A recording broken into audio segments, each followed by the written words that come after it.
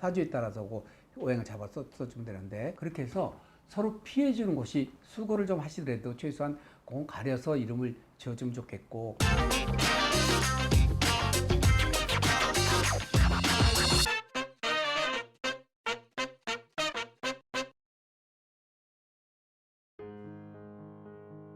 안녕하십니까.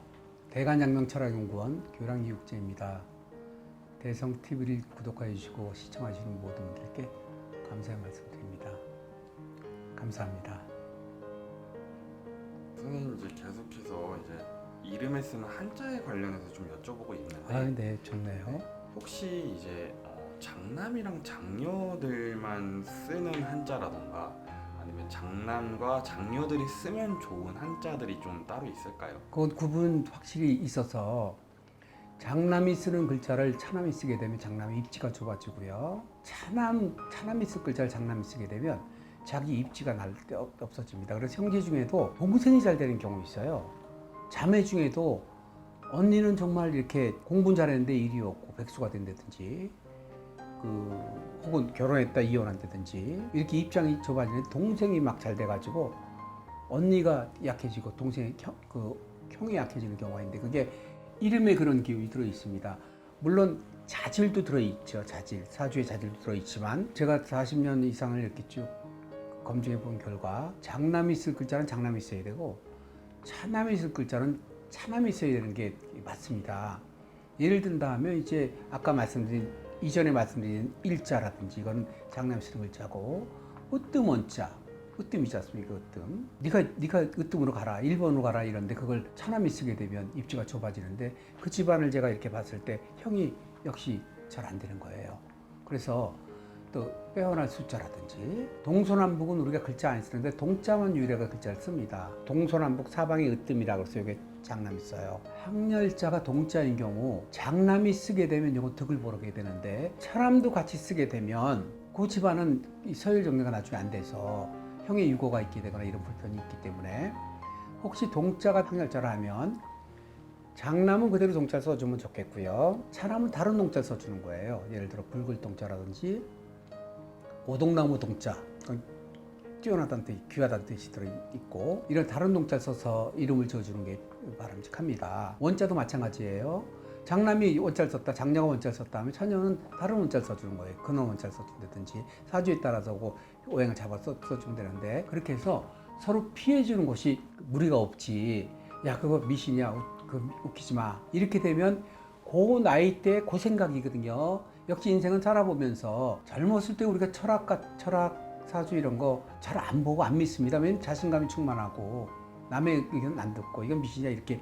하지만 나이가 들면서, 이게 노력 갖고 안 되는 부분이 있다, 뭔가 보이지 않는 힘이 있지 않을까, 운명이라는 게 있지 않을까, 나이 들면서 접근할 수 있는 게 철학이기 때문에, 너무 젊은 나이에 그 자신감 가지고 판단해서 막 결행을 해버리면 뒤에 그 후회스러운 일들이 나올 수 있다. 특히 요즘 같은 경우는 다양화된 세상이라서 정말 사고들 많지 않습니까? 학교 다닐 때도 뭐 일지 문제라든지 빵 셔틀 문제라든지 다툼 문제, 조금만 자라서는 남녀 문제, 굉장히 그 위험 요소가 많기 때문에, 부모님의 그 아주 기가 왕성한 그 시기에 생각을 너무 그대로 하지 마시고, 주부의 의견을 조금 들어서 최소한 장남이 쓰고 차남이 쓰고 차녀가 쓰고 이런 글자 정도는 이렇게 파악해서 이름을 짓는 게 좋을 텐데, 이러한 내용은 걱정하실 게 없이 인터넷 들어가서 장남, 차남 쓰는 글자만 검색해 보면 그냥 바로 알 수 있거든요. 수고를 좀 하시더라도 최소한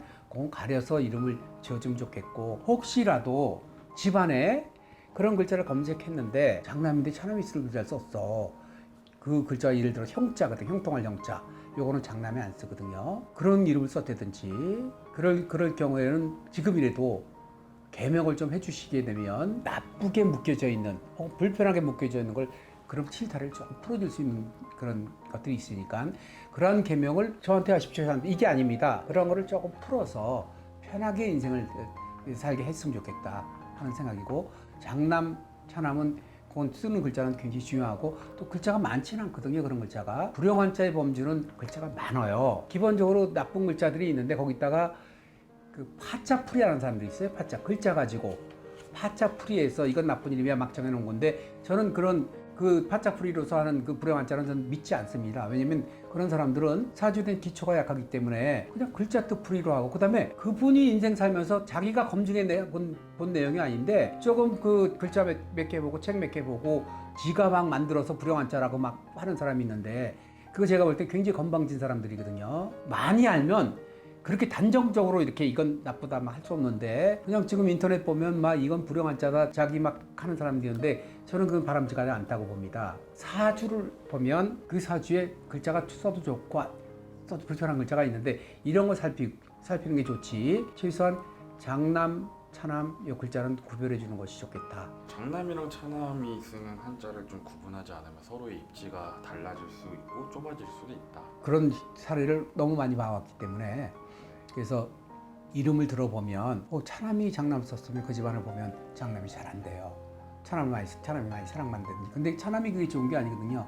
책임을 많이 지는 거고 한 사람이 좋아지지만 한 사람 책임을 갖게 되고 한 사람 약화가 되고 심지어 유고가 있고 먼저 사망한다든지 그래서 형제 중에 먼저 사망하는데 그게 장남이다 그러면 그런 이름에 기인되는 경우를 많이 봐왔기 때문에 그런 거는 좀 살펴보는 게 좋겠네요.